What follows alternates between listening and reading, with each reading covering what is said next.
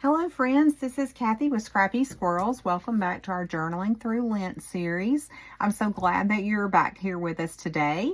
If this is your first time watching, I would encourage you to go back and watch our previous videos in this series and hop on over to YouTube where you can like and subscribe to our channel so that you don't miss any updates.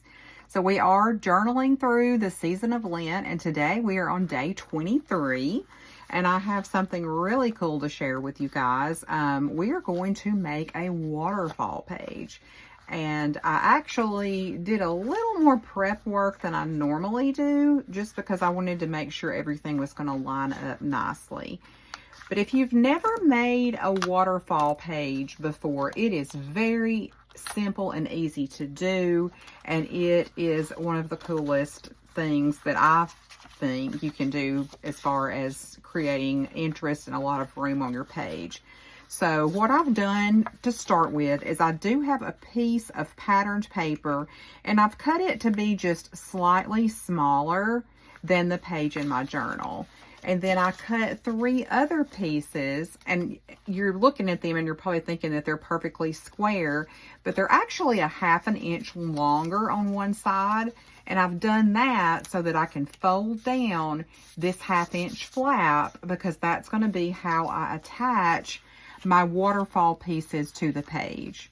So I'm going to start out, I'm not going to measure it, but we are going to just try to eyeball it and make sure we're getting it straight. So I want to leave a little bit of space at the top. So I'm only putting glue on that folded down strip. So this would be the patterned part that you would see. I would recommend doing this either with single-sided paper, or if you're going to use double-sided paper, make sure that one side is very light or neutral so that you can write on it. So that's going to be our first flip. So as you can see, you flip up. Now you've got some room for journaling. Now I'm going to add in our next waterfall piece. And this is the part where you kind of have to be careful, because you don't want your waterfall to be crooked. So you want to make sure that you're lining it up along the sides. And that, see, if I try to line it up just exactly like that, it's not straight down here. So we want to align the sides more so than that top strip. If the top strip overlaps a little bit, it is no big deal. So I'm going to put that glue down. We're going to line this up, and I feel like I'm kind of looking at it upside down and backwards. So the good thing about liquid glue, it's a little forgiving, so we've got a minute to wiggle it around. Okay, so now we've got 2 waterfall pages, and we're going to come in with a 3rd piece. Now we could add a couple more. For the sake of time, I'm only going to do 3 today, but you could totally get a couple more on here if you wanted to. So we're going to put our glue down,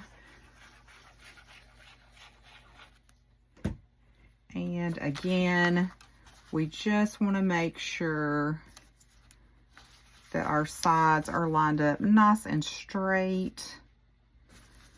Okay, so now that is essentially our waterfall feature. And now I would go in and I would attach it to this page.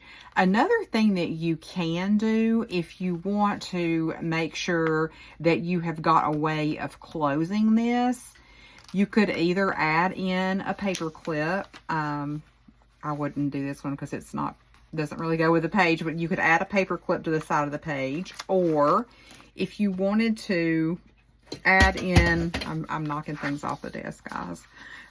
You could add in a ribbon. This one probably won't be quite long enough, but you could take a long piece of ribbon and attach it underneath this, and that way you would have a little tie closure. So that's another idea that you could use as far as securing that page so that you don't have it flopping open. And now I want to put something here. I want to have a nice little focal point on this part. So I want to go back to my stickers I had yesterday, And I was going to try to find one of those that I thought might be a nice touch. Now, because it is this blue background, it's going to have to be something that would show up well on that. And I think I like this one that says, "Now I live to bring you praise."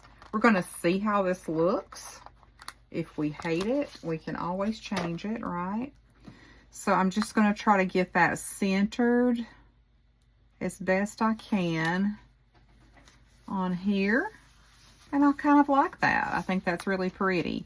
And so I will go in and figure out some kind of attachment, whether it be a ribbon or a clip or something, and then I'll secure that to the page. But I wanted to talk about today's journaling prompt before I forget. So today's prompt was, what is a prayer that has shaped your faith journey? And there are many beautiful prayers out there, but I think one that has always been really special to me is the prayer of Saint Francis of Assisi. And it's I haven't got the whole thing memorized, but it begins, "Lord, make me an instrument of your peace." And I actually had that written out for quite some time in one of my planners, and I probably will copy that down and put it in this journal as well. But that is a very beautiful prayer that is meaningful to me. So I'm curious, what are some prayers that are special to you, whether that be a prayer that has been made famous by someone else? Is it the Lord's Prayer from the Bible, or is it just a personal prayer? You know, sometimes the best prayers are just when we're just alone talking to God, I think. So I thank you again for joining us today, and I hope you are enjoying the series. And if you are local to Athens or McMinn County, I would encourage you to try to sign up for our upcoming junk journaling class. We're really excited about that. It's going to be a lot of fun. So we would love to have you join us. And you can go on over to our YouTube or our Facebook or our Instagram page to get more details about that. I hope everyone has a great day. Have a great Sunday tomorrow, and I will see you all back on Monday.